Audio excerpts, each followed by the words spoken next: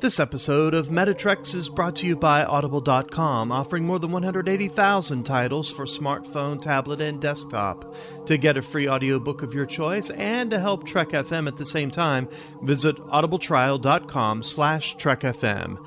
And also by Enterprise in Space, an international program of the nonprofit National Space Society.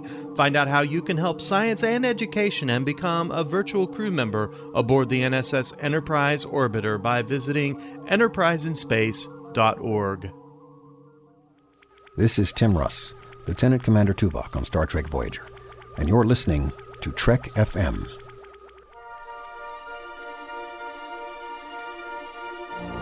There's no greater challenge than the study of philosophy.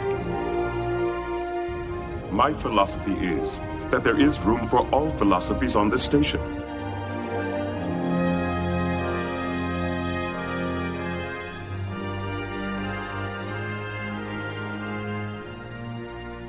Welcome, everyone, to episode 68 of Metatrex, Trek FM show on Star Trek and philosophy. My name is Mike Morrison, and with me, as always, is Zachary Fruehling. Today, we'll be discussing our choices for Essential Trek philosophy from the second season of Star Trek, the original series. Zachary, how are you doing today?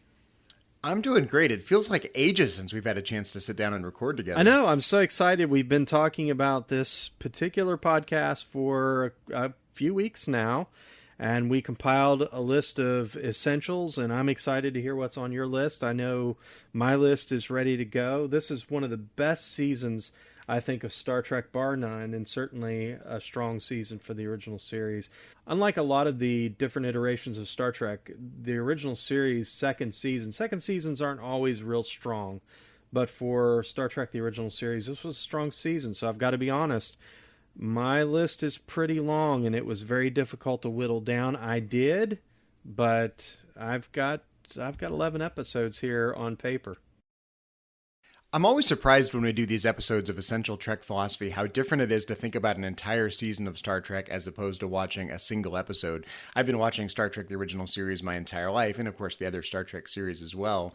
But this is the first time I've really sat down to think about season 2 of the original series as a whole. And in doing so, there are themes and ideas that are embedded in the entire season as a whole that I really hadn't paid much attention to until I looked at it as a whole. Yeah, and as I look at my top picks, I definitely see a pattern of topics that Star Trek, the original series, was taking on. This was such an interesting series for Star Trek, the original series. As you and I were talking in the Turbo Lift, you have really great episodes that are just they're just standards, they're just classics, they're really peppered throughout this season, and then you've got episodes that have really good, strong philosophical content, and some of those were really good episodes, and some of them were just not so great. They didn't really strike a chord, but the philosophical content was really rich, and then of course you have Cat's Paw. So this was an interesting season for the original series, as I said.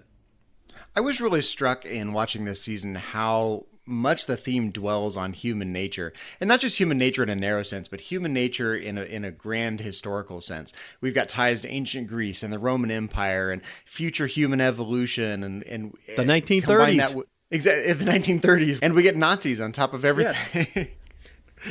But these themes of what we are as opposed to what we were yesterday, and what we are now as opposed to what we could be, the best and worst of our natures, put in some sort of cosmological / historical context, and it's really grandiose themes in season 2 of Star Trek: The Original Series. You hit the nail on the head. It's just kind of this deep exploration of humanity's past, and at least the hypothesis of what humanity can become, and how those two really juxtapose one another. And it's really fascinating to kind of look down through the list of episodes. There were 26 episodes for season 2, and as you just go down through them, they're really interesting juxtapositions between Gene Roddenberry's vision for humanity's future and where we've come from as a species. And so I find the whole season very fascinating. And in human nature, like Wolf in the Fold, for instance, where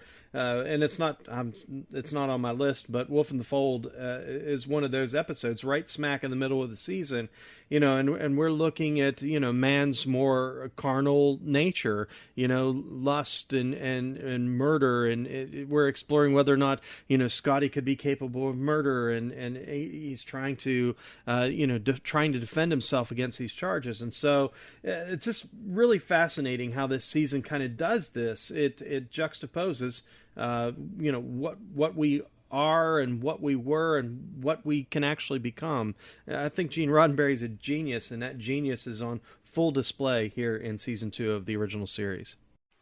Yeah, an ongoing theme in season 2 is, I think, whether we can change, whether these things you mentioned, murder and lust and these things we think of as negative qualities, whether those are sort of innate to our nature or whether we're able to transcend them and change them. So seeing things like Nazis in the future, like, wow, does that terrible part of human nature even rear its ugly head, even in Gene Roddenberry's future? Is it something you have to keep fighting against because that kind of impulse is deep down inside of humanity, that it's always there lurking to be fought against, or is it something that can be transcended overall? So there's some fascinating questions. One thing that jumped out at me too, I suppose I thought about this before, but not really.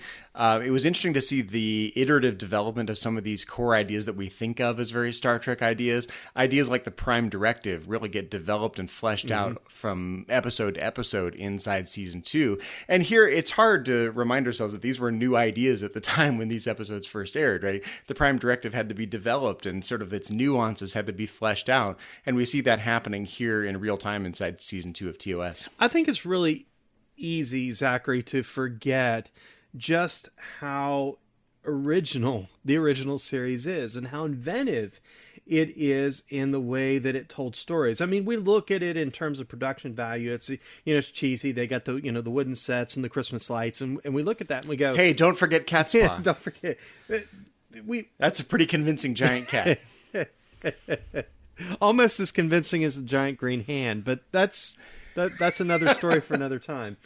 But you look at the production. I love that, by the way. That's just so weird, this giant green hand. Oh my God, it looks like a hand. Oh, no, it's not a hand. It's just energy. Nope, it's a hand. It's the best.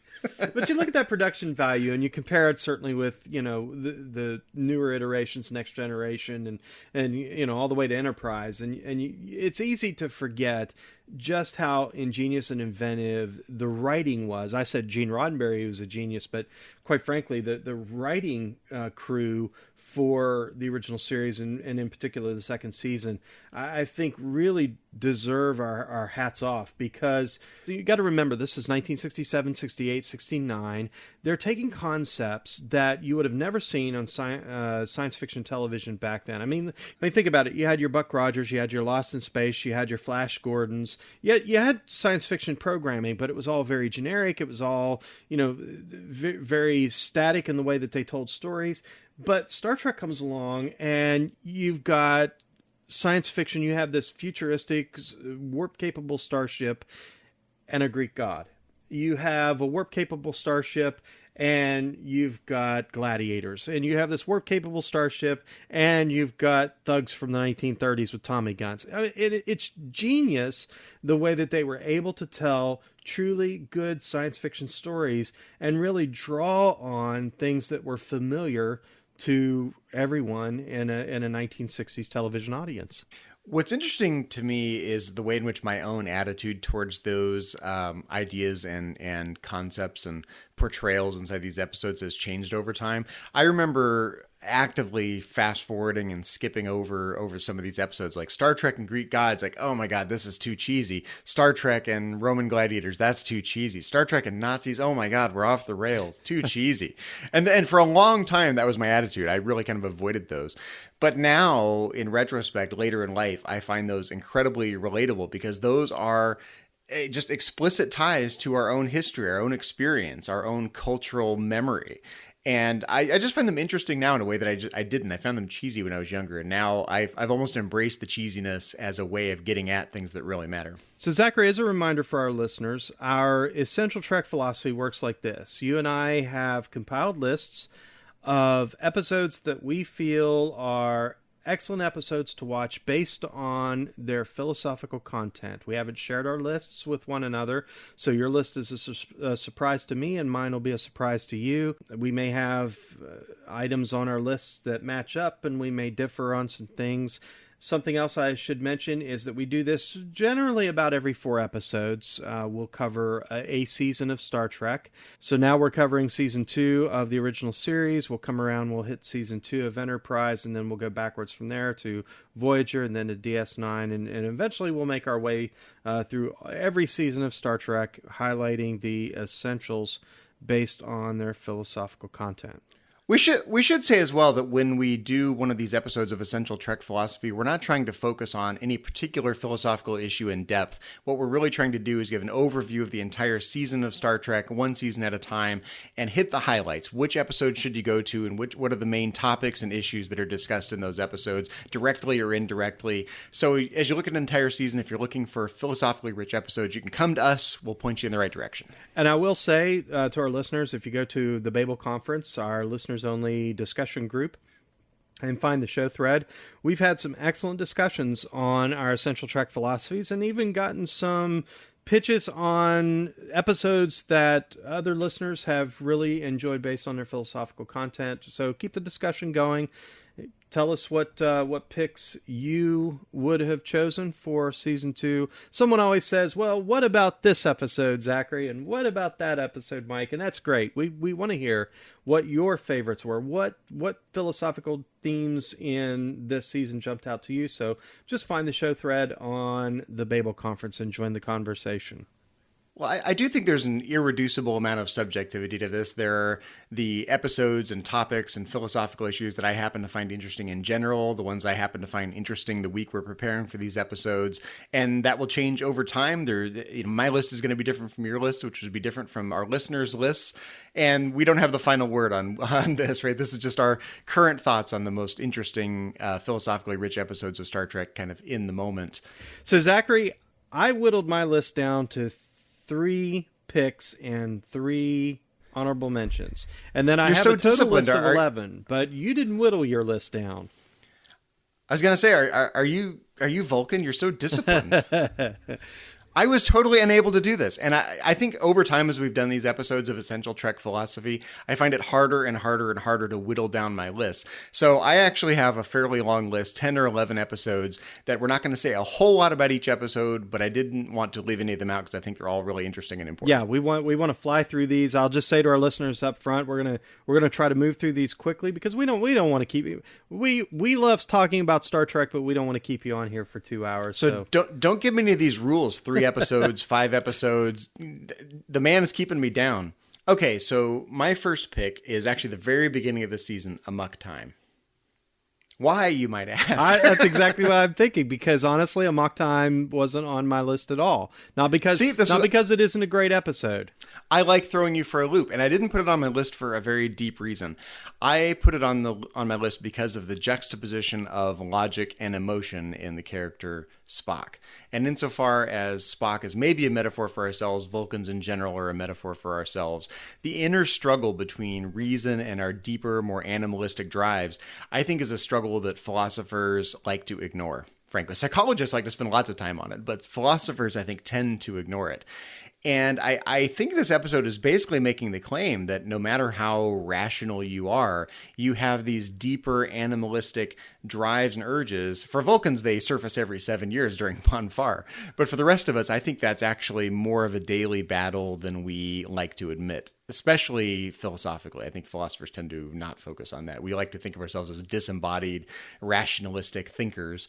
But in reality, I think we're fighting our animalistic biological drives all the time. Wow. Well played. Again, not because Amok Time isn't a great episode. It is one of my favorite episodes of Star Trek, but it did make my list.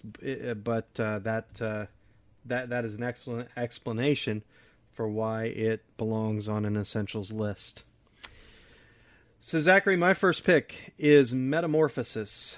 And I do want to say, starting out, that I can't imagine a list without Metamorphosis, if for no other reasons. Ephraim Cochrane. Oh, well, I didn't have it on my list, so there you go. Ephraim Cochrane became such an iconic figure in the Star Trek universe, and it was this one throwaway character in this one singular episode of the original series, and again, for that character to develop and become such an integral, iconic character in the Star Trek universe, I can't imagine my list, at least, without it. But quite frankly, the original series oftentimes gets, for lack of a better way of putting it, hated on a little bit by modern fans because it wasn't progressive enough, or it, just some of the themes that we kind of grew out of from the 1960s. When you look back on it, they seem cheesy or campy or ill-informed or backwards or even prehistoric.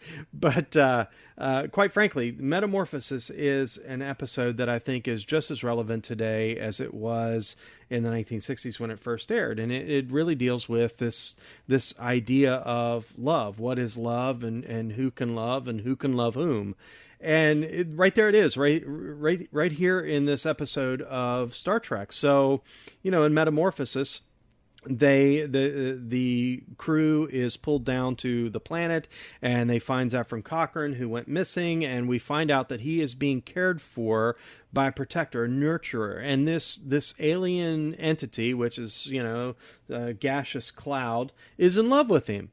And, Captain Kirk tries to explain to this creature that, no, you can't possibly love. You can't love. Only Captain Kirk, you can't love.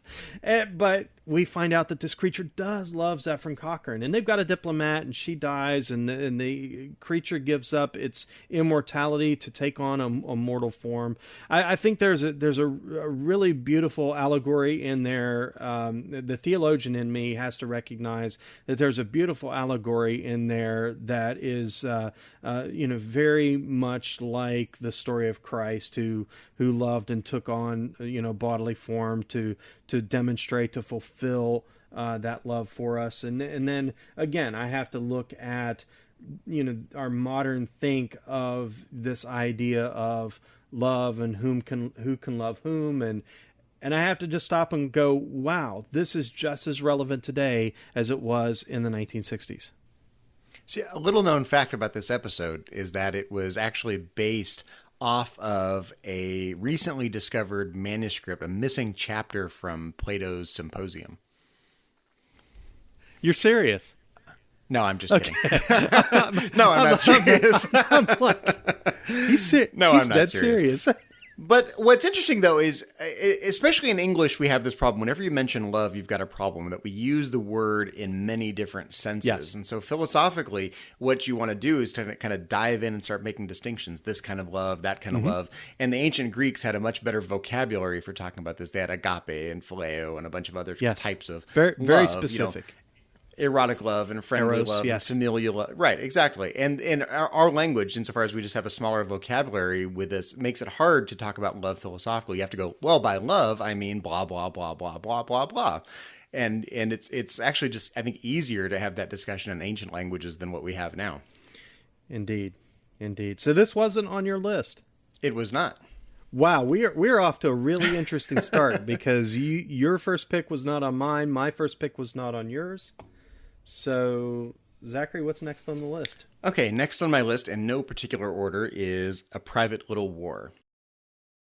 That is on my list.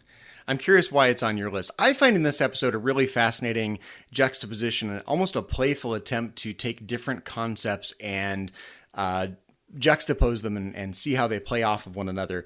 You get the concept of pacifism in this episode. You get the concept of the prime directive being fleshed out in this episode, almost juxtaposed with the concept of fairness, right? Captain Kirk has to decide, do we weaponize these people or not? Because it's not fair if we don't. They're going to be slaughtered. So that can't be what the prime directive's intention is.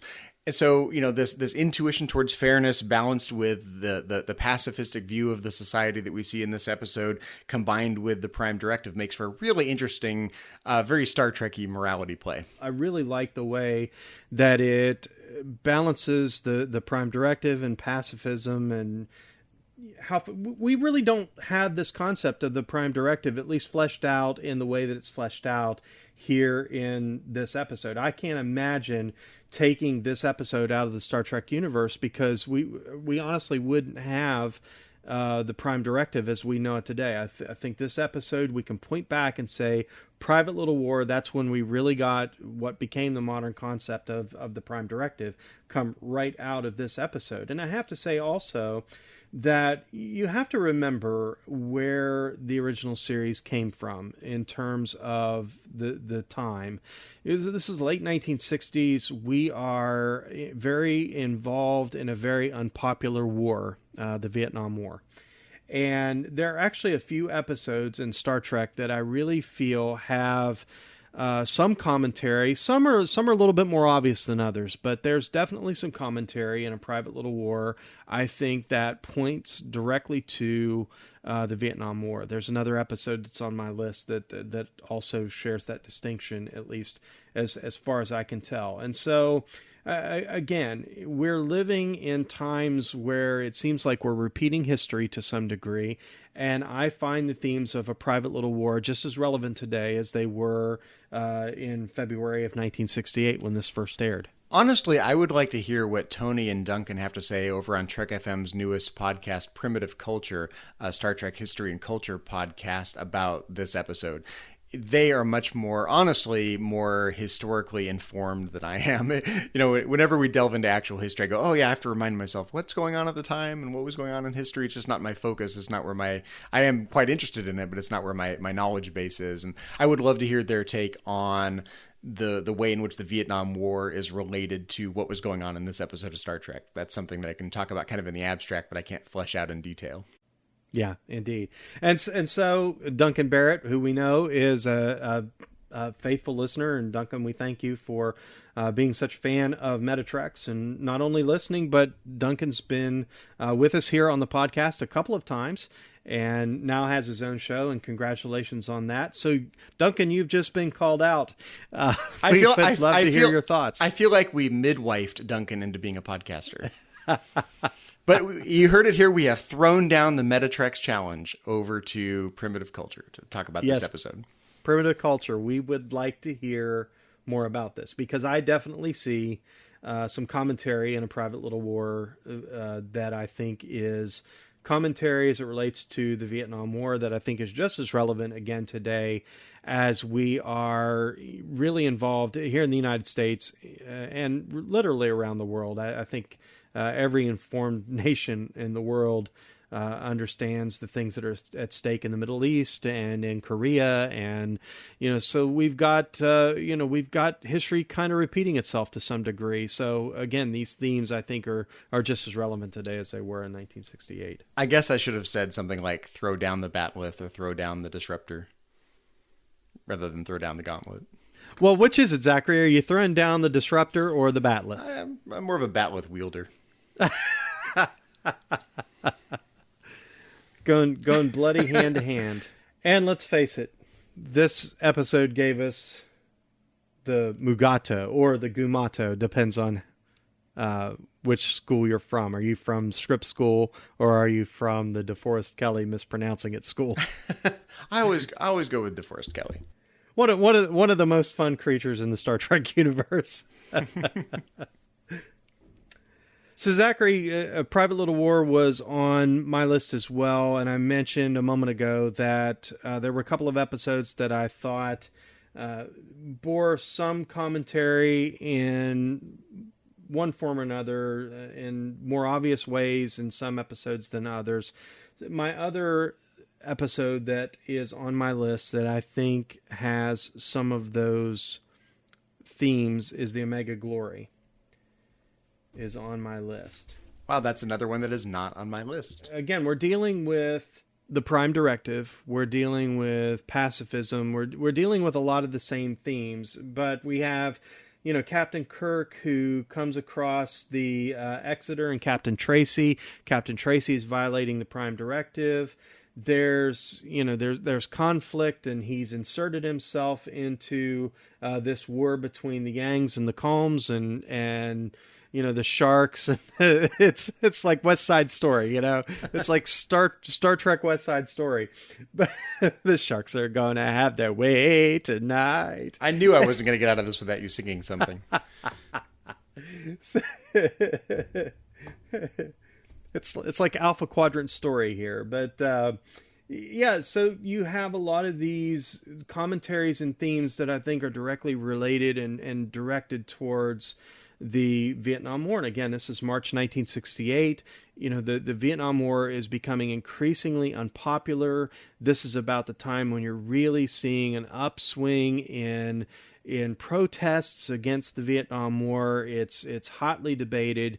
Once we get into the 1970s, we start pulling troops. But in 1968, this was a hot button topic, and I think it was appropriate for Star Trek to use science fiction as a means to comment on the war, and I think they did it brilliantly in the Omega Glory.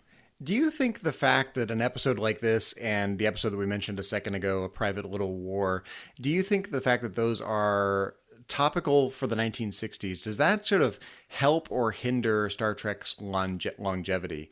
I could see it two ways. For me, when I first watched the original series, I wasn't clued into those connections because I was a kid, right? And I missed the Vietnam War. I'm younger than that. So I had to kind of learn after the fact, like, oh, that's related to the Vietnam War, and that's related to the Soviet Union, and that's related, that was a novel revelation for me once I realized that. And that makes it more interesting to me, but it also makes it not immediately relatable because I didn't live through those times. I didn't live through those issues.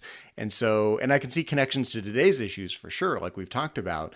But in terms of the future relatability of the original series, here we are, 50 plus years after the fact now, 49 years for this for this season. In 50 more years, will these episodes be timeless or will they be dated because they're too tied to current events of the 60s? I think for me, my easy answer on this is I think that it's still very relatable, and it's because, again, the ingenious way that Gene Roddenberry and D.C. Fontana and the other writers that were involved with Star Trek at the time used science fiction to tell really a timeless story. Because let's face it, history has a way of repeating itself. I don't think that perhaps in the entirety of human history, past, present, or future, you could ever come to a time where we're not going to struggle with the ethics of, should we or should we not get involved in a private little war or in a conflict between two species. Those are things that we've seen happen time and time again throughout our history, and I don't see any end in sight. We may have lulls of 20, 30, 40, 50 years, but at some point in time, there's going to be a skirmish, and then you're going to have somebody going, oh, should we get involved in that to protect our own interests? Which, it's happening again today. We think about the Vietnam War, Zachary. I was born in 1970, so this was right before I was born. And here we are, literally, 50 years later, and we're having these same problems. We've got conflicts. We fought the Korean War, prior to the Vietnam War, or what's now called the Korean conflict. But shots were fired. It was a war. MASH is a show that I'm a huge fan of, that dealt with these medical facilities, if you can even call them facilities, during the Korean War. And I still see some relevance today, but I see MASH losing relevance before Star Trek, simply because Star Trek has a way of taking science fiction and telling the story and sharing its commentary. And it does it in a way that's timeless. If anything is against the original series being timeless, it's just simply the production value, the jelly bean buttons and the Christmas lights. There's nothing wrong with the writing, and again, we know that because we turn around, just 25 years later, and we're retelling these stories in The Next Generation, in Voyager, and Deep Space Nine, and in Enterprise, and doing it almost verbatim, exactly the same stories that you're seeing it's timeless. Yeah, I think you're right about the difference between MASH and Star Trek: The Original Series. MASH is explicitly tied to a particular moment in our actual history that I think will be less and less relatable over time. Although there are some timeless themes in that series as well. Let's not kid ourselves, right? But but Star Trek, by taking these ideas and conflicts, putting them in outer space with aliens, right? There's something timeless about that, because those universal themes are truly universal. There will be a moment in our future where they'll become explicitly relevant again in a new way with new nuances. One thing I'm a little curious about, and this is a bit of a tangent, we'll quickly get back to our focus here on essential Trek philosophy, but I think it's interesting that the last 70 years or so have come to be called the Great Peace, because we haven't had another world war. We've had minor wars. We've had conflicts. We've had tensions. We've had terrorism. But the number of casualties in all of those is nothing near compared to what we experienced during World War II and in World War I and previous wars, right? So does that Great Peace convey some sort of luxury? Are we not tuned in to the sensitivities of these issues because we've lived in a fairly peaceful time? I think it just simply speaks to how short our memory is, quite frankly. But and again, Star Trek makes some commentary on that. I mean, Spock and McCoy have a conversation here in season 2 in another episode where they're talking about mankind's memory and how human beings value and devalue other lives. And Spock's commentary was, if humanity would remember, then perhaps its history wouldn't be so bloody. And I think that's I think that's a really interesting commentary during a time when, the United States is very divided over a very unpopular, growing to be a very unpopular war. And I think that right there is a good segue into my next pick. And my next pick is Patterns of Force. And if you remember, that's the Nazi episode. Mm-hmm. And I think the entire reason I put this on my list is that it's the issue that you just spoke to, that there will be a time in the future, we'll see it rear its ugly head again, where people will continue to devalue others, devalue human life, and we'll end up fighting another war over that basic issue. And this is not a problem that will go away. We can have periods of time where it doesn't seem like it's an issue, or periods of time when it happens in far off shores and we can ignore it. But that kind of evil impulse to devalue others is something that will rear its ugly head again and again. So the juxtaposition of seeing Nazis inside this utopian future of Star Trek is fascinating to me, because it seems just wrong. Like, I remember when I was younger, I used to just think, God, was there a writer's strike during when this episode was made? Because it just doesn't work from like, oh my God, Nazis in Star Trek, are we just out of ideas? But now I understand that the theme is, there is evil even in the future. And, and here they just made almost a joke out of it. Let's put Nazis in the future and we'll draw attention to the fact that there's evil in the future. It's a little unsubtle. Even still, to me, as much as I appreciate it now, I find it a little unsubtle. But I think we just forget, because we do live in this time of luxury. We have especially here in the United States, we have fairly affluent lives. Even people who are not middle class have fairly affluent lives compared to people in other parts of the world, third world countries. And we just forget that there are people out there who devalue others, and they are evil, and those forces will always be out there. Someone will always be lurking in the shadows trying to take that impulse and do something evil with it. It's interesting because something that you said yourself, it just didn't resonate with you, Nazis in Star Trek, and Star Trek did this a few other times. They did it in Voyager. I do chuckle a little bit every time I see it. Like, oh, not this Nazi stories again. Oh no. I mean, there really is this deep-seated connection between Star Trek and at least using Nazis to juxtaposition, humanity and how it, values or devalues people. And I honestly think Star Trek: The Original Series probably did it best. They did it first. They did it best. And again, it speaks to the genius of being able to take something from history's past, from human history's past, and put it in the future and remind us I mean, really remind us that we can't, as a society, become the best version of ourselves and devalue other human beings. And I think it's important, and that's why it's on my list as well. So I don't often talk about Star Wars here on our Star Trek and Philosophy podcast, but I'm about to because I think there's an interesting connection. I remember in episode 7, The Force Awakens, there's a conversation that happens with, remember the bartender lady, Maz Kanata, the digital character? She basically says, when you live long enough, you see the same evil again and again and again. It used to be the Sith, and now it's the First Order, but it's the same old evil rearing its ugly head again.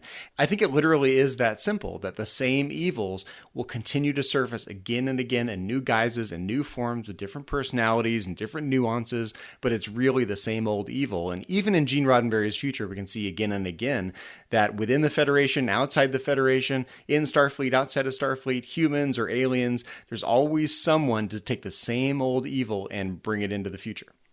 So Patterns of Force, it's the Nazi episode, but even though I find it a little corny, I put it on the list anyway.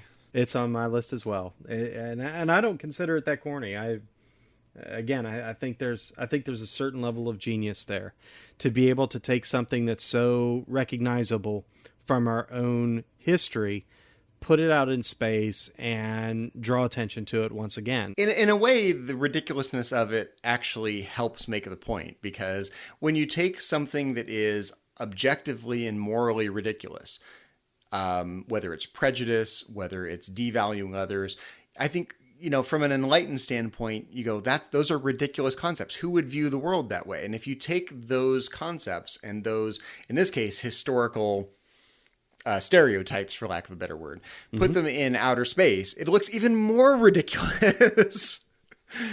Well, equally ridiculous, Zachary, is a giant space amoeba. And so the immunity syndrome is my next pick. It's actually in my whittled down list. It's one of my it's one of my honorable mentions. We've already gone through my 3 main picks. This was one of my honorable mentions, and we've already talked about it, so I'm not going to talk about it anymore. But again, I think it's just amazing the way we've taken something ridiculous, we put it out in space, and we tell a timeless story. It becomes a fable for striving to understand those things that we don't presently understand, so as to make an informed decision how to proceed forward. It just speaks to the fact that ignorance will send us in the wrong direction more times than not. And I think there's something very rich there that can be mined in terms of how necessary it is for us to seek. There's a saying, first seek to understand and then to be understood. And if I had to say that there is a theme in the immunity syndrome, it is precisely that. This is a great example, I think, of Star Trek at its best, using something that's on the surface a little ridiculous, like the Nazis in space. Here we have a space amoeba, right? If I hate to say it, but if I were one of the people watching this for the very first time, I might have been one of the people that snickers a little bit, like, that's just an amoeba. What is going on here? What's going on with Star Trek? This is terrible. But then you start to realize that this is a metaphor, right? This is a metaphor for the unknown in general. It's a metaphor for other life forms here on Earth. It's a metaphor for anything related to the unknown, and it's brilliant. And the campiness, I think, either helps or hurts it. Now I think it helps it, but when I was in younger days, less enlightened days, I might have said that the campiness actually hurts the message. And Zachary, of course, this is the episode that I referenced earlier. This wonderful conversation happens between Spock and McCoy. Spock says, "I've noticed that about your people, Doctor. You find it easier to understand the death of one than the death of a million. You speak about the objective hardness of the Vulcan heart, yet how little room there seems to be in yours." McCoy responds with, he kind of quips back at him, and he says, "Suffer the death of thy neighbor, eh, Spock? Now you wouldn't wish that on us, would you?" And Spock said, "It might have rendered your history a bit less bloody." Well, there's an element of Thomas Hobbes' state of nature, right? If you're genuinely afraid of something, if you think your life is in danger, your civilization is in danger, you could plausibly say that all rules of morality go out the window. And that's basically Thomas Hobbes' standpoint, that when you're under threat, then there is no morality. Morality is something that takes place in civilized society amongst civilized people who have time to think about morality, right? When they can agree not to steal each other's food and, steal each other's people and steal each other's resources and have, the luxury not to worry about killing or being killed, then you can talk about morality. But when you're under threat, there is no morality. So you could think, reconceive of this episode as a type of Thomas Hobbes's state of nature morality play. I mean, this episode discusses the role of fear as it relates to morality, right? When you are afraid of something you don't understand, does that change your moral obligation or lack thereof to the thing you're afraid of? Oftentimes, we use the alien of the week as we've come to know it as our juxtaposition between, what humanity can become and what we were.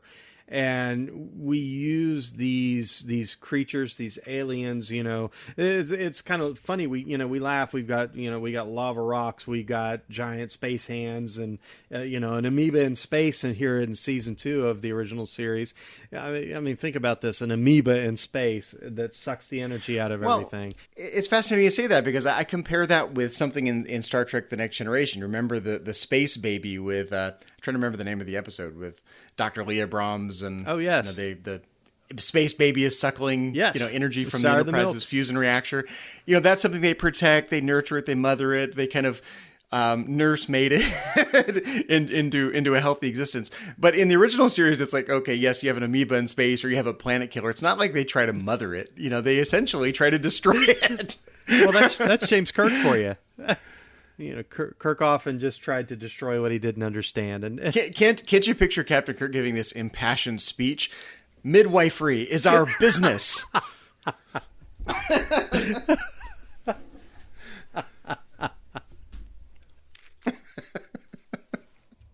So, what's next on your list? Okay, so next on my list is Return to Tomorrow, one of the worstly named episodes of Star Trek ever, because the title has nothing to do with the subject of the episode. And if you remember, this was on my long list as well, and we've actually talked in great depth about this episode. So if you remember, this is the episode of the original series where Captain Kirk and company encounter these disembodied future aliens that have been... They've evolved so much, they've shed their biological form, and they're imprisoned in these receptacles, and they've become godlike in some sort of dystopian, corrupt god. And I should say, the original series is very obsessed with false gods. We see them all over the place in the original series. This is yet another version of godlike beings that are faulty or flawed in some way. In fact, we see a few of them inside this season even. But I find these kinds of connections fascinating because... Gene Roddenberry here in his thinking, and the writers, of course, are thinking about the change in humanity that happens over time. I mean, just think of the amazing change that happened in the 20th century. We forget because we only lived in the latter part of it. The technological advances and the cultural advances that took place very, very rapidly in the 20th century. I mean, this is a bit of a tangent, but I have a babysitter that she's a family friend of mine, and she used to babysit me when I was a kid, and she's a friend of my mom's, and she's going to turn 100 this year. She was born in 1917 in my hometown here in Vacaville. So think about this. When the original, and I remember her telling me stories of like playing with blocks of ice from the refrigerator cars from the, steam locomotives that would come through town, right? It's amazing stuff. Like, wow, that was not that long ago. And the person who lived those experiences is still alive. And she was 49 when the original series aired. That's amazing. Wow. And she's still alive. So think about the world we live in now versus the world as it was 100 years ago. And of course, the original series is right smack in the middle of that. This incredible technological advances happening almost every week, every day, every month. There's some new advance culminating in this technological society that we live in now that gives us things like podcasts and nuclear weapons and hosts of other, technological wonders and things to be afraid of. But the original series is right smack in the middle of that change. And I think they were aware that this change was taking place, that humanity is evolving in this technological sense to the point where, the biological constraints of our being, maybe we can even shed those. So this is a great thought experiment. Can we evolve to the point where we become so technological, so advanced that we lose our humanity, we shed our biological beings, and we become disembodied souls in receptacles? It's a great, interesting thought experiment. And again, I don't have much to say about it except for the fact that this episode basically makes the claim that will be corrupting, that will lead to some sort of moral decay. And you can see that in the interactions amongst these very godlike, or I should say false gods or godlike beings.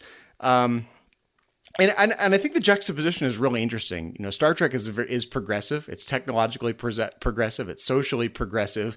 And what is being explored in this episode is kind of the dark underbelly of that progressiveness, right? Will we lose that sentimentality or this moral sentiment that grounds our morality and makes us the compassionate human beings that we are? So Zachary, yes, this was on my list as well, as I've already mentioned. We're dealing with the nature of consciousness, and that theme in and of itself is really fascinating. There's other really interesting things going on in this episode. I should say that if our listeners are interested in hearing a more in-depth discussion about Return to Tomorrow, they should go back into the Wayback Machine, back into the Metatrex back catalog to episode 39, where we talk exclusively about Return to Tomorrow. So that's Metatrex number 39. And of course, Mike, you mentioned that in that episode, insofar as there are disembodied beings in general, it raises issues of Cartesian dualism and the nature of consciousness, and whether consciousness is tied to a brain or tied to the biological or physical, or whether consciousness could exist, independently of things that are physical. It doesn't explore those in much depth, but it at least raises the issue of the nature of consciousness and its relation to the physical world. Yeah, absolutely. And again, if our listeners want to listen to an in-depth discussion, episode 39, entitled Something Borrowed, Something Blue, in the Metatrex back catalog. So Zachary, next on my list, oh boy, which one of these do I go for? I am going to pull The Deadly Years first from what's left on my list. This is a really interesting episode. And again, this is a trope that Star Trek seems to revisit. Just about every iteration of Star Trek, we kind of revisit this storytelling trope. Somebody in the crew gets sick, or somebody in the crew ends up aging rapidly or de-evolving, and we visit this quite often. And this whole idea of aging, of change over time, and the nature of self, and the perception of self and others' perception, I find this really fascinating. And again, I think the original series did it first, and I think in many ways they did it best. It's interesting to me, Mike, that you put this episode on your list, because I think this is in the category of episodes that I find more interesting the older I get. Right. Now that I'm creeping up on being 40, I find aging more interesting than I used to find it. Right. When I was a teenager watching Star Trek, or in my 20s or even early 30s, I had a hard time relating to issues related to aging. But now that I'm 40, I don't feel as healthy every day sometimes. I can feel my body changing. I feel my mind changing, honestly. I feel like I'm maybe not as quick-witted as I was 20 years ago, but I'm wiser. I have more experience. I have more to say about things that really matter.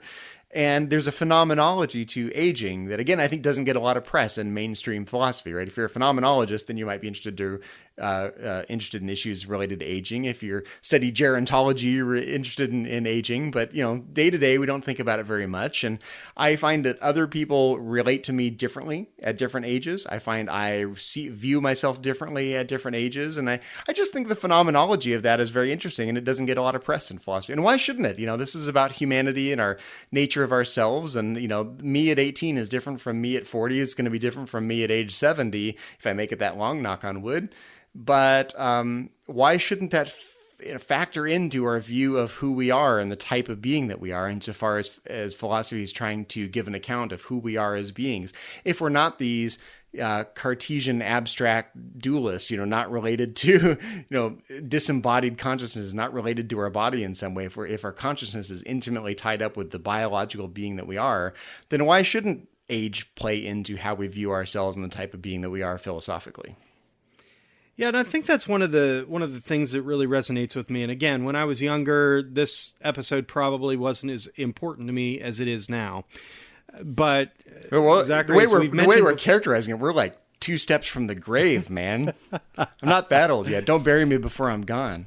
Well, as we've mentioned before, I do have a few years. You talk about approaching 40. I have passed 40, and I'm now on the slippery slope towards 50. I'm on my way to my 47th birthday. I have this fantasy cooked up in my head. I'm going to turn 47 in December, and I have this fantasy that Larry Nemechek's going to show up at my door and throw me a 47th birthday party. Stranger things have happened. Well, Mike, at the end of our episodes of Metatrex, you know how I feel? I feel young. Yeah. Just like Captain Kirk at the end of Star Trek II, he feels young again. I feel young every time we finish an episode of Metatrex. I have to say that is absolutely true for me. As we've often said, this is a fun thing that we get to do. And it doesn't matter what happens during the week, how stressful things are, to be able to come here to the day we record, and usually it's on Tuesday. Sometimes we fluctuate, but whenever it is that we sit down to record, we've done this on Saturday mornings, fresh out of bed, and we jump on and do our meeting, and I always walk away from it feeling better. And then I go look at myself in the mirror, and I see the gray in my beard, and I see the missing follicles on my head and the extra weight, and I'm once again reminded. Well, Mike, you better get back your command before you really do get old, before you turn into part of that collection on your wall. I need to get back in the chair, that's for sure. But again, as I've said, this is something that is so interesting and so relevant to the human condition that Star Trek has done this a number of times. In fact, our friends at Star Trek Continues, their latest episode, which is a sequel to the Tholian Web and a very well put together episode, they just kind of revisited, aging Kirk, and it was fantastic. And it draws on some of the themes that we find here in the Deadly Years. And I think this is definitely worthy of being on an Essential Trek Philosophy list. So, Zachary, what's next for you, sir? Okay, so next on my list, and try not to laugh, is the apple. Sorry. I knew I could make you laugh. No, I'm serious. And I didn't put it on my list for a very deep reason, but I was actually really kind of struck, because I hadn't watched this episode in a long time. What struck me about it as I rewatched it, as progressive as we think of Star Trek as being socially and culturally and along any number of different fronts, at the end of this episode, the aliens are basically told, oh, you can be heteronormative and you can have babies too now. And so it raised the issue of normativity and gender, and whether there's sort of a normal set of family relationships, man, woman, child, and that's normal. And Captain Kirk basically says, now you can be normal like us at the end of it. And I think that's amazing. Yeah. The contrast between Star Trek's overly broadly progressive view and what you see at the end of this episode is quite of a contrast. And it's one of the failings, I think. It's almost a lack of foresight into the complexity of what human relationships could be. There's still a very strong sense of normativity, even in the late 1960s.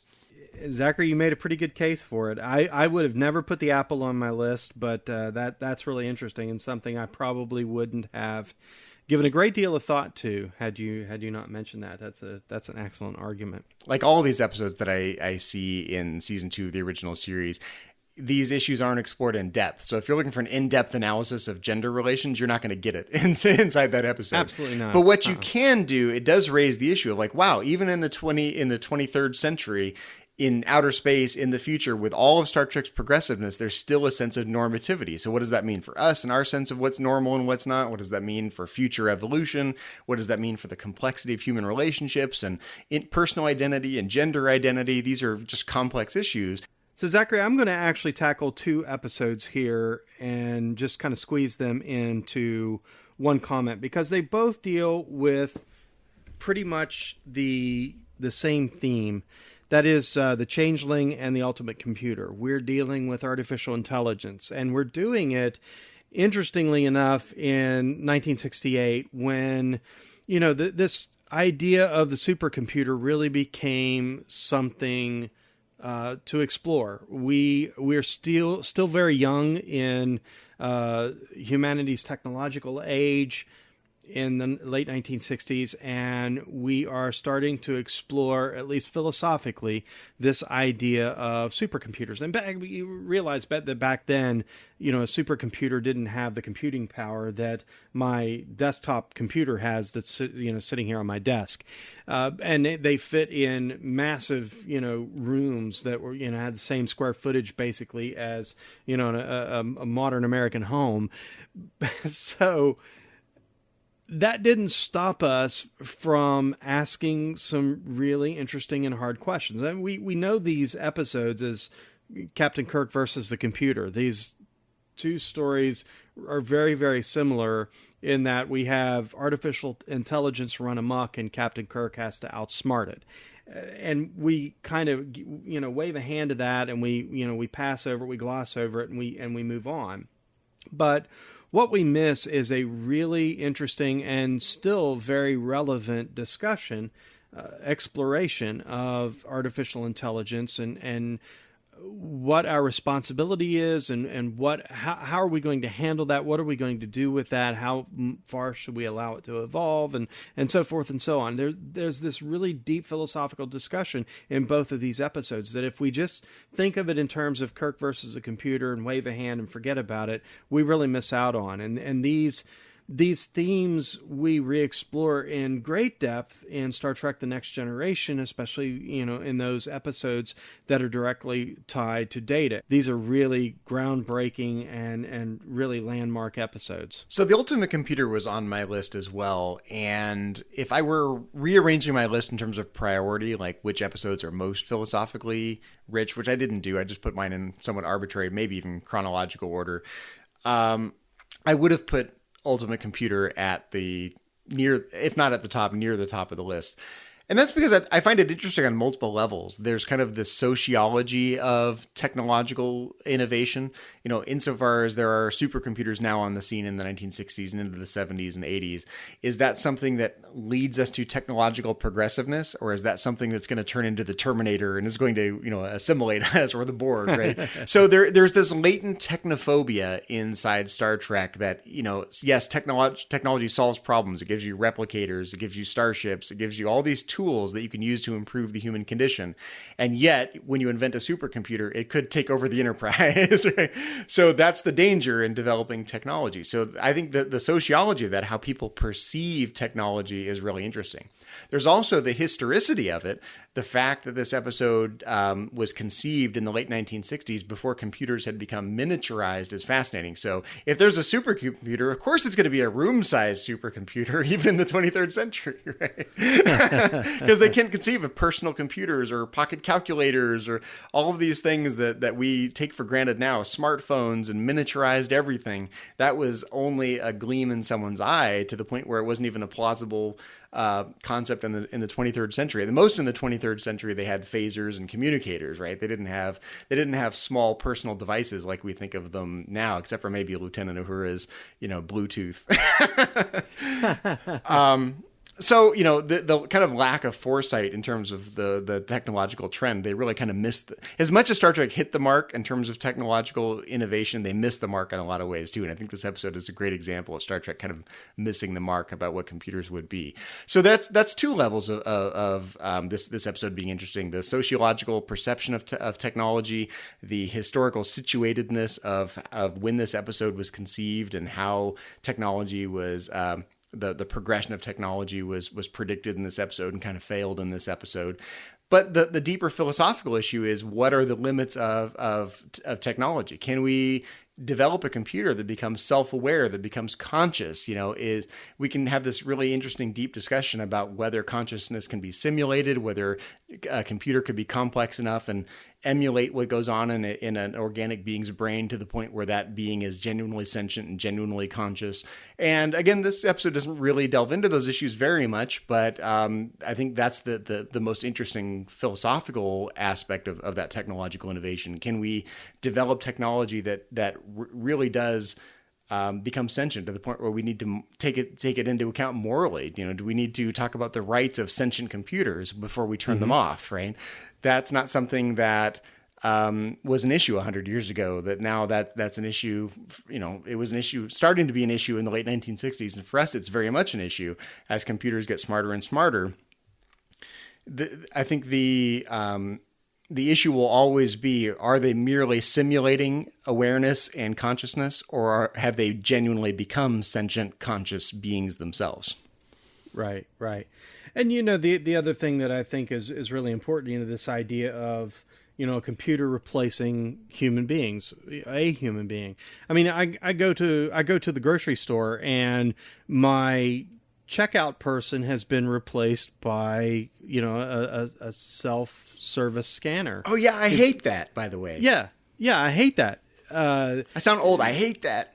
Yeah, ATMs replacing bank tellers and these kinds of things that we're seeing happen. These things are cropping up in our society. And here, 50 years ago is Star Trek really delving into this. And Zachary, I think it's important to mention that these two episodes aired the same year that Stanley Kubrick's monumental film, 2001: A Space Odyssey, aired, 1968. And again, we're dealing with artificial intelligence, and it's kind of a horror story in space where the villain is a sentient computer that doesn't feel, it just knows logic, and it's off its nut, and it's killing the crew, thinking that it's doing the right thing. And again, these are themes that we explore in Star Trek, and do so very well. Mike, you raise a really interesting point, because I think, when we think of the utopian vision that Star Trek presents, one way of conceiving that as related to this technological progression is that the technological progression will allow us to not worry about labor so much, right? Mm-hmm. Think of the laboring and toiling that for thousands of years humanity has had to do in order to get where it is, right? And now we are literally to the point where machines could do not all the work, but a lot of the what used to be the grunt work of human life, right? Machines already do run some of that, and they could run a lot more than is happening currently. And the utopian vision is, well, that's going to free us up for leisure, to be the best versions of ourselves, to play classical music and 10 forward on the Enterprise D, right? And the dystopian view of that is that's going to put all of the humans out of work, and there'll be poverty, and there'll be disease, and we won't actually solve any problems, and human life will be worse because we're not laboring, because we don't have incomes. And so there's a kind of a really essential relationship between this technological progressiveness, our view of the economy, and our view of human nature, that the best version of ourselves depends on having the leisure and the luxury to be that best version of ourselves, not toiling away in the fields every day. But until we sort of marry that technological progressiveness with an alternate economy outside of our radically capitalistic society, we won't be able to achieve the luxury that it takes to be what you could conceive of as the 80s and 90s version of Star Trek utopia, right? The Next Generation and Voyager and Deep Space Nine kind of utopia, where humans have the luxury and the leisure to be the best versions of themselves. So Zachary, what is next on your list? So as we get down to the bottom of my list, I sort of feel like I'm scraping the barrel a little bit, but that's okay. The next on my list is By Any Other Name. And if you remember, that's the episode where the crew are being turned into these little chalk cubicle things, chalk-like substances. And it occurred to me that that's very much like a transporter. In that episode, we see a crewman being turned into a block of chalk, for lack of a better term, and then reanimated, right? That block of chalk being reconverted back into a human in some way. And that's, in my mind, very much like what it is to transport, right? You're kind of taken apart, sent somewhere else, and put back together. And so the transporters in general in Star Trek raise this issue of personal identity. If you are disassembled and then a duplicate of you gets put back together somewhere else, what's the right way to think of that? Is it that you are killed and then your duplicate, which is not you, but is very much like you, is now living, and there's someone who thinks it's you and is not really you over there on a planet somewhere? Or is the fact that our consciousness arises out of whatever, deep, complex structures there are in our brain gives rise to our consciousness, such that if it were duplicated, in the exact same way. It would literally be the exact same you, because the emergent property of your consciousness would arise in the exact same way, such that you would be sort of numerically identical to the previous version of you that was somewhere else. So very, very complex issues related to personal identity and the nature of consciousness. But this episode seems to raise the same exact issues. If you're turned into a block of chalk, you're essentially not conscious anymore, presumably, because your brain isn't there giving rise to whatever your consciousness is. When you're turned back into a human again, are you killed and then something else is brought back to life that looks like you and thinks it's you, but not really you? Or does the mere fact that there is an arrangement of whatever is going on in the gray matter of our brains with our neurons and complex interactions giving rise to the exact same consciousness, such that it really is a continuation of you versus a death and a resurrection of another being that is very similar to you? This was on my list as well. For the same reason, or no? I picked up on a pretty obscure reason. Really for the same reason, Zachary, because again, I think you hit the nail on the head. I mean, you see a human being reduced to basically a sugar cube. And so much for being ugly bags of mostly water. I guess this device that they have removes the bag and the water, and all that's left are the trace elements, the salt and so forth. So, we're ugly bags of mostly water and little cubes of elements, salt and so on, chalk. But and quite honestly, I think that Captain Kirk needed to be a little bit more perceptive. I mean, I knew something was afoot when I saw Rojan and his prison jumpsuit, that orange prison jumpsuit. I knew he had to be an escaped prison convict or something. I mean, he's wearing an orange jumpsuit, for Pete's sake. But I guess Captain Kirk was just looking at the pretty blonde in the blue jumper and wasn't paying a whole lot of attention to Rojan. But back in the 60s, prisoners still wore stripes. Orange jumpsuits weren't a thing yet. Maybe we have Star Trek to thank for that. We have Star Trek to thank for that. Bad guys wear orange jumpsuits, but orange is the new stripes. But yeah, for the same reasons that you mentioned, this idea of the same concept as the transporter, taking a person down to fundamental trace elements and then reanimate. Was he the same person? And so on. So I think for that reason, this was definitely on my long list of episodes from this season. Yeah, and I'm biting my tongue a little bit because I really do kind of want to dive into the depth of the different theories of consciousness and how the theories about how consciousness are related to the biological beings that generate consciousness, or whether we can conceive of disembodied consciousness like Cartesian dualism and the different views of physicalism, the ways that physical arrangements of matter give rise to consciousness. I want to dive in and talk about the philosophy of those, but we're going to do that on a different episode of Metatreks. Yeah, and we've talked about that and we have to go in the way, way, way back machine for that. But in a very early episode of Metatreks, we talked about the nature of consciousness to a fair degree. But I think it is about time that we revisit. Boy, that's so far in the past, it might as well have been the Roman Empire. So Zachary, I am down to this is my last pick, because by any other name was on my list. So I have but one pick left. I have one more as well. And it is Who Mourns for Adonais. That's a good pick. I almost put that one on my list. Yeah, we kind of alluded to it early in the episode. We talked about Greek gods, bringing Greek gods into the Star Trek universe, and here they did it.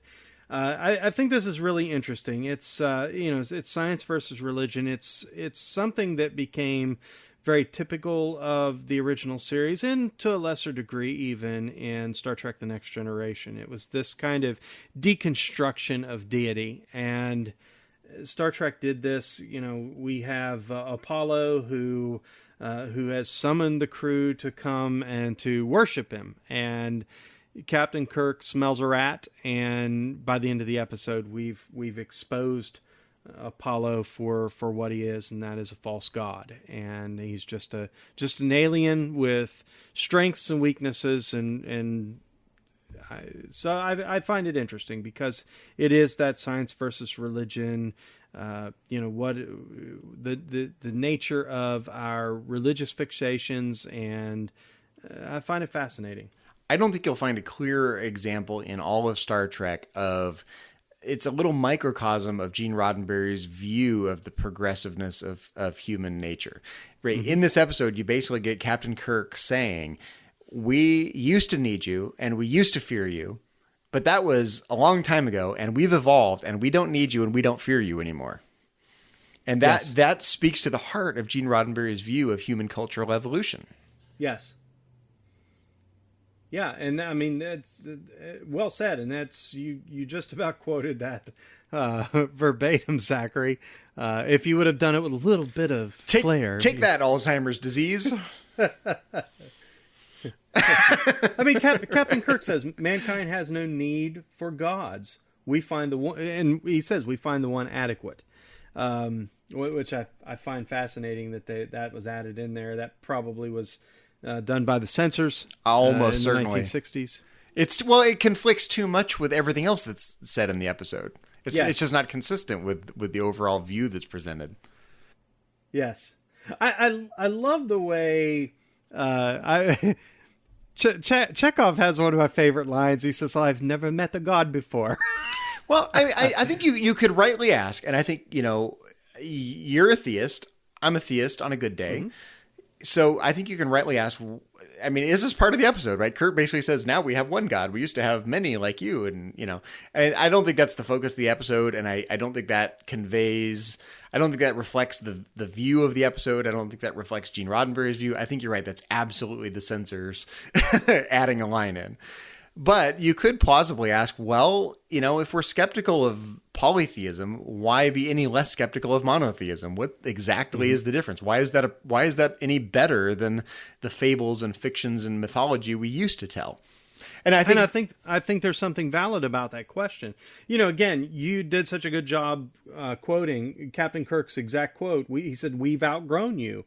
You asked for something we can no longer give," and I think that's a really interesting commentary for the time that we're living in. Then the time we were living in, the time that we're living in now, we've only progressed even further beyond that. In the late 1960s, you had several, especially the media movement of Christianity that really began in the late 1960s. You had the Billy Graham crusades of the 50s, 60s, and 70s, and then you had in the 1970s and 80s and 90s, you had this media move of the church, and we've kind of gotten past that. We had some scandals, within Christianity, and now we're living in a time where many people are saying we've outgrown religion, we've outgrown the church, Christianity, God, and what is being asked of them is something that they don't feel that they can give any longer. I would be remiss if I didn't mention Nietzsche's famous phrase, God is dead, in talking about this episode. And I think people take that quote radically out of context, first of all, and they forget the rest of the quote, which is God is dead and we have killed him. And we've killed him. Yeah. And the quote basically means that the God hypothesis, the idea of being dependent on a divine being for our day-to-day sustenance and sustaining and benefit is ceased to be a plausible hypothesis culturally. And that's basically what Captain Kirk is saying. Like, this God idea is a dead idea. We don't need you anymore. We've evolved to the point where we sustain ourselves and we depend on ourselves. And that's free. That's what we call freedom and free will and self-determination. So, is that the natural... I can't help but speak of this in terms of cultural evolution. Is the natural cultural evolution trend away from theism? I think, now here in the 21st century, when we see theism rising again, whether it's in terms of conservative fundamentalism, whether it's in terms of radical Islamism, whatever it is, theism is on the rise again, which is, I think, an interesting trend that there was this spike in the 16th and 17th century towards a theistic worldview that became out of fashion in the progressivism and the rationalism and the modernism of the 18th and 19th centuries into the 20th century. culminating in this idea that God is dead. And, I mean, even further than that, inside Star Trek, we get Captain Kirk saying, we don't need you anymore. It's pretty explicit. Like we don't need this, theological worldview or this God hypothesis or however you want to characterize it. Those are those ancient humans that were superstitious. We've progressed.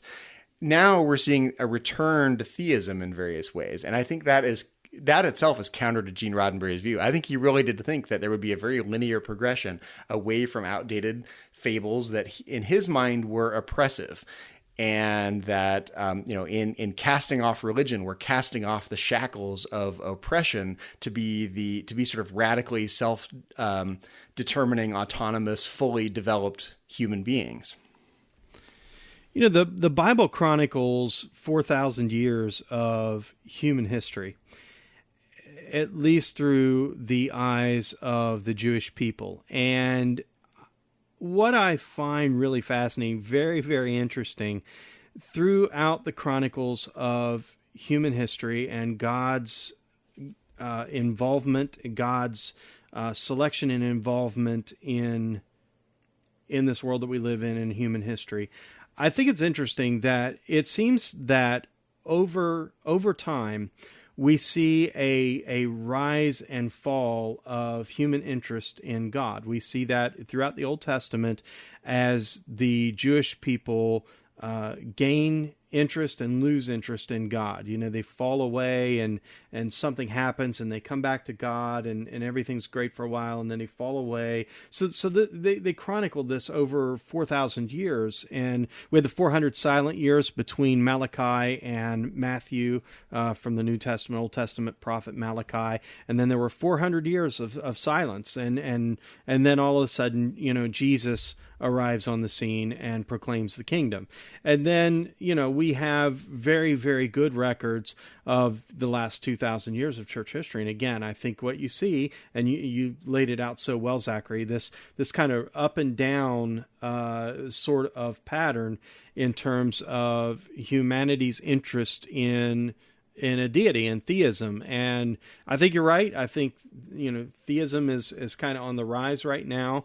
But again, there'll be a time I think that it will fall once again. And this is just a pattern of human history. And I think Gene Roddenberry here in the 1960s, again, this is a great commentary. This idea of a modern thinking, at least in terms of the show, a future thinking human being.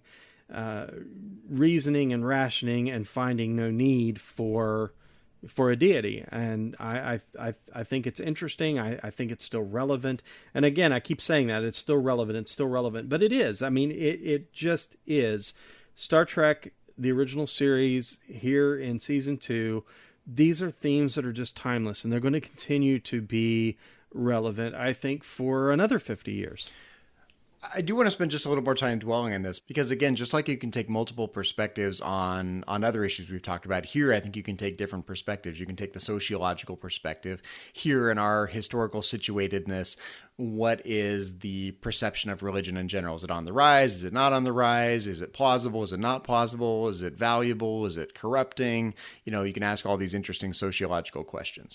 Then there's the historical question, is there a pattern to the rise and fall of religious movements over time? I don't know enough about it, honestly, to say there's any pattern to it. I just know that there's been periods of, theism and periods of modernism and rationalism, and they seem to be somewhat cyclical. But then I think it's important to take the philosophical perspective, which is to ask Gene Roddenberry's question. What's the best version of ourselves, right? Is the best, most autonomous version of ourselves the version of ourselves that is able to take what in his mind were antiquated superstitions, cast them off to be the best, most autonomous versions of ourselves? Are we better as a people when we do that, or do we lose something when we do that? And Star Trek, certainly in the late 1960s, was taking that rationalistic, modernist, progressivist standpoint that religion is antiquated. We're better if we lose it, generally. In Deep Space Nine, by contrast, 30 years later, we get an interesting contrast. We get Bajoran religion, which is portrayed very sympathetically inside Star Trek Deep Space Nine. So there's an interesting tension here because, Star Trek tends to be fairly tolerant of alien religion, right? If the Vulcans have their mysticism and Bajorans have their prophets and their mysticism and spiritualism, and pick your favorite race in Star Trek. Klingons have Sto-vo-kor. Klingons have Sto-vo-kor, and these are portrayed very sympathetically. But when we talk about human religion, all of a sudden, boom, we're right back in the 1960s. This is bad. This is oppressive. We need to get beyond it. And there's an inherent tension in that view between our perception of the sort of cultural sensitivity and cultural tolerance and cultural appreciation for other races in Star Trek. But when we're talking about humans, I think a lot of us go boom right back to 1960s, Gene Roddenberry modernism, which is nope, religion is bad. It's holding us back. It's oppressive. We need to get beyond it. And I think that's just an inherent tension. I don't have an answer to that, but I think it's interesting that Star Trek develops that tension in later iterations of Star Trek, whereas in the 1960s, I think Star Trek was generally taking a fairly hard line on the rationalist side about saying, yep, religion is bad, God is dead, and we've killed him, and we don't need you, Apollo, anymore, and sorry we ever did. I had a fascinating conversation one time with a sociologist who basically said to me that human beings are wired to worship something. It's just the way that we're wired. And I thought that was really interesting when he shared that with me. And I could answer your question about, the patterns over time in terms of, the rise and fall of man's interest in God and what kind of drives those peaks and valleys. But I think that's probably a much more in-depth discussion for another time. I will say this, that, it is a real phenomenon that has happened for the entirety of human history. And I think it will continue, through our future. Heck, and even in ancient Greece, speaking of ancient Greece, even in ancient Greece, there was that tension. I mean, Socrates was killed for, amongst other things, disbelieving in the gods of the state, right? So even in ancient Greece, we had, Socrates claiming that religion was basically superstition, and, rationalistic philosophy and Socratic dialogue was the way to go. And, ultimately he was killed for it. And there was a tension culturally, even 2,500 years ago. Yes. But Zachary, with my interest in theology and my background in theology, I couldn't imagine my list not including Who Mourns for Adonais. Well, in a way, that's related to my last pick, which is Bread and Circuses.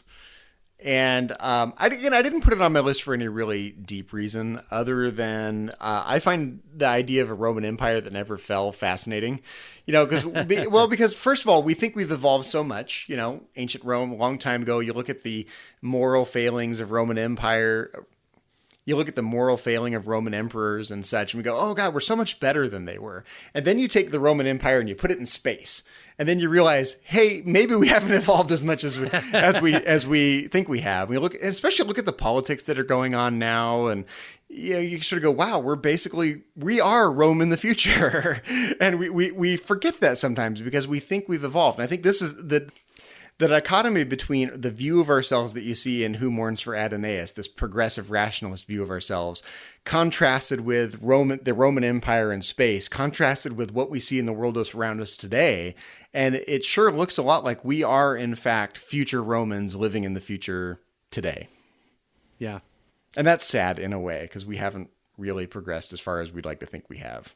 And I just think the very idea of putting Romans in space draws attention to the fact that that's really us. I almost put it on my list, but I thought, I've already got the immunity syndrome on there. Roman Empire in space, amoebas in space. It's just too much weirdness. I think again, what I find fascinating about this though is I view this, and tell me if you think I'm wrong here. I don't think I'm wrong. I think I'm right, but I think that episodes like this are Star Trek critiquing itself, because Star Trek is fairly progressive, right? Star Trek takes that Gene Roddenberry rationalistic view and says, we don't need superstition anymore. We don't need gods. We're evolved. We're autonomous. We have high moral ideals. But then it takes something like the Roman Empire and puts it in space, and it puts the mirror back at ourselves and makes us realize that we have potential to become that idealized version of ourselves. But really, we're closer to the Romans in space than we are to Gene Roddenberry's actual ideal for what we could be. Yeah, I I don't know if that's intentional or not. I don't think it's intentional. I think it's actually somewhat accidental, and maybe retconning this after the fact. But I think that's the consequence of it, that it makes us realize we still have a longer way to go than Gene Roddenberry thought we did.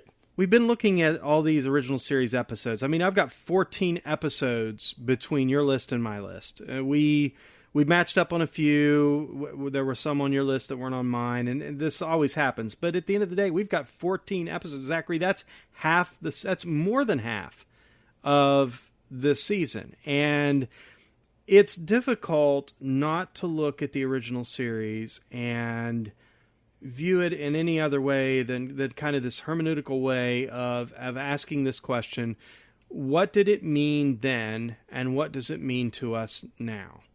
I mean, you almost cannot have at least a philosophical conversation about Star Trek, the original series, and not kind of ask that hermeneutical question. Yeah, and I think my take on that issue is that when an episode like this, Bread and Circuses, was conceived, the idea was that let's put the Romans in space to contrast with ourselves, these evolved humans in the future who are the best versions of ourselves. If not today, then not too far in the future. As they say on Mystery Science Theater 3000, in the not too distant future, right? And in reality, I think what's happened is that, 50 years after the fact, we look at it and go, wow, that still looks like it's a long way in the future. And so I really think the perspective on this has changed, that when an episode like this of Star Trek was conceived in the 60s, the better, more idealized humans were thought to be just around the corner. All we had to do was overcome a couple of these little cultural humps, and boom, we would be in outer space and we would build the Star Trek future. Look at all the progressiveness that was going on in the 60s. I think that was wildly plausible if you look at the day-to-day and year-to-year change in technology and culture in the 60s. Now, 50 years later, we go, God, look at these terrible politics. Look at the hatred. Look at the wars. Look at the intolerance. We're more like the Romans than we are like Gene Roddenberry's idealized humans. And we have potential. I wouldn't deny we still have the potential. In fact, some of us even convey or possess some of those idealized qualities a lot of the time, right? But I think if you look at the global cultural in general, to me, it doesn't look like something that's going to happen in a year or 100 years. I see the Star Trek future as sadly being a little farther in the future than Gene Roddenberry thought it would be. And that's sad commentary. I wish that weren't true, because I would like to say we've progressed a little bit further than that.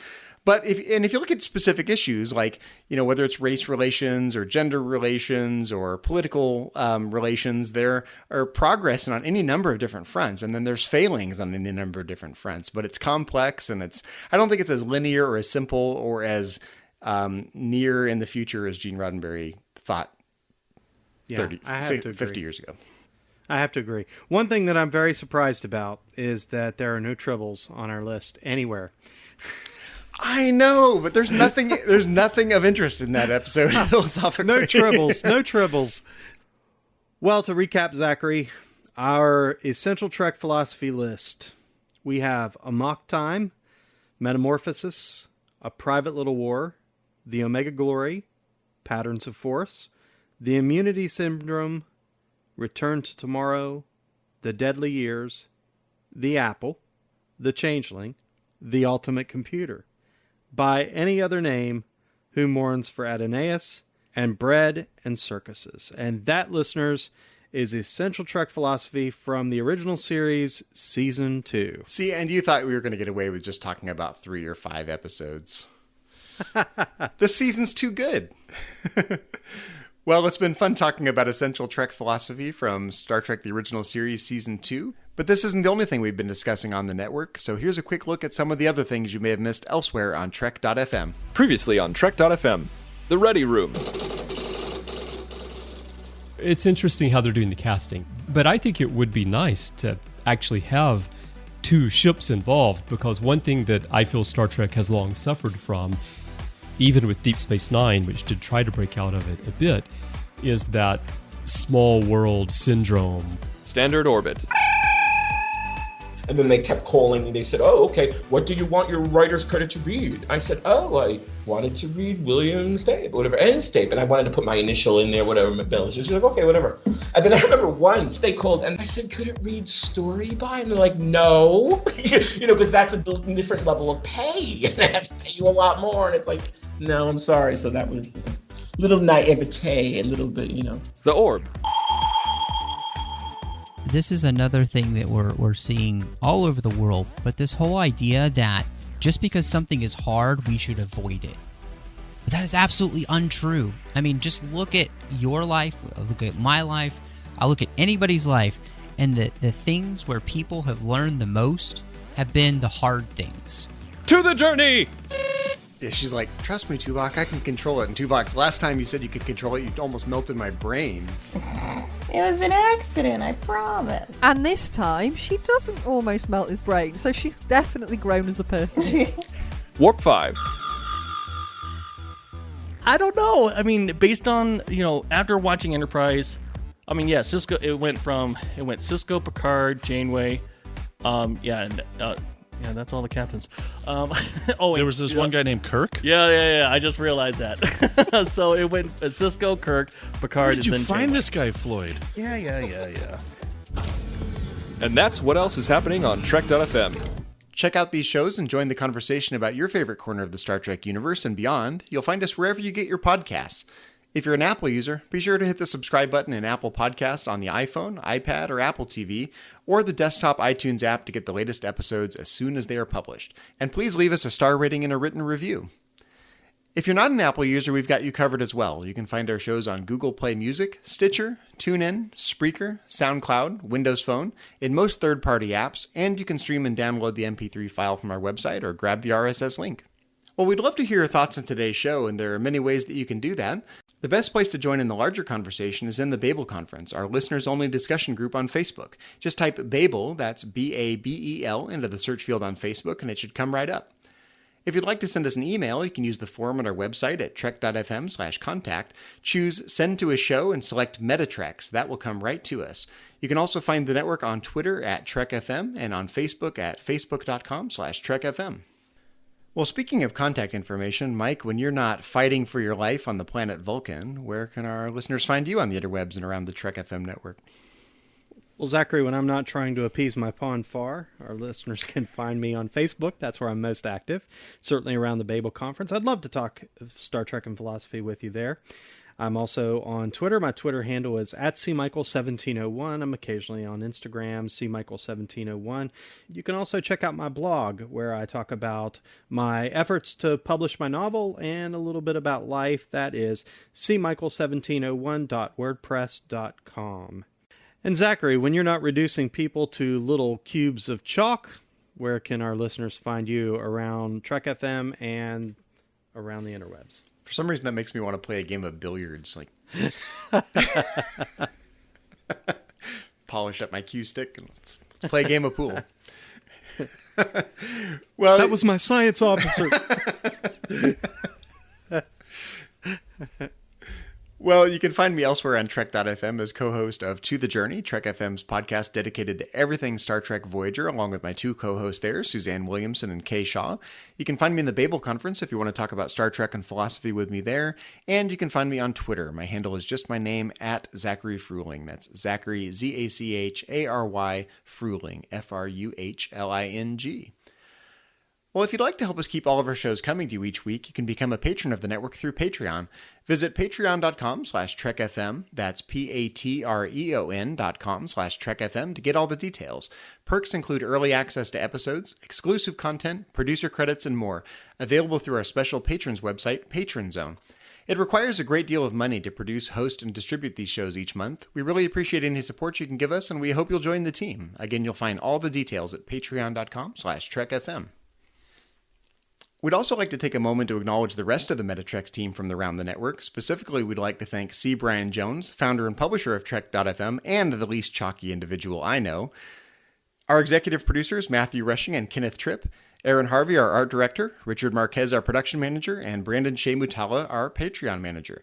And we'd like to give a special thank you and a shout out to our 3 associate producers here on Metatrex. We'd like to thank Patrick Devlin. You can find him under the Twitter handle @MagicDrop5. Kay Shaw, you can find her when we're not podcasting together over on To The Journey under the Twitter handle @ChocoWeeble. And Kit Lofstad, you can find Kit under the handle @MotherCat. That's mother with a 0 and cat with a K. And finally, don't forget to check out Enterprise in Space, a project of the nonprofit National Space Society. Visit enterpriseinspace.org to find out more and to get your seat on the mission. And check out audible.com, offering more than 180,000 titles for your desktop or mobile device. To get a free audiobook of your choice, visit audibletrial.com/trekfm. Well, everyone, thanks for listening to Metatrex, a Star Trek philosophy podcast. Until next time, when we will once again boldly go where no philosophers have gone before.